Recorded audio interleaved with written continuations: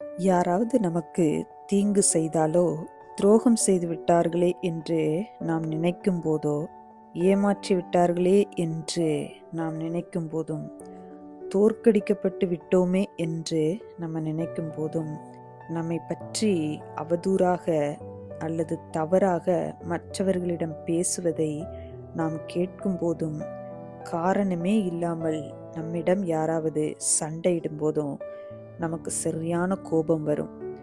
ஏதாவது பதிலுக்கு சொல்ல வேண்டும், சண்டையிட வேண்டும் என்று தோணும். அப்படி இருக்கும்போது கவலைப்படாதீங்க. அப்படி ஒரு ஸ்ட்ரெஸ் உங்களை காயப்படுத்தினால், நான் சொல்ல போகும் இந்த வசனத்தை மறக்காம ஞாபகமா படித்து மைண்ட்ல வைத்துக் கொள்ளுங்கள். உங்களுக்காக இறைவன் நியாயம் தீர்ப்பார். நீதிமொழிகள் 20ஆம் அதிகாரம் 22ஆம் வசனம். தீமைக்கு சரி கட்டுவேன் என்று சொல்லாதே, கர்த்தருக்கு காத்திரு, அவர் உன்னை ரட்சிப்பார்.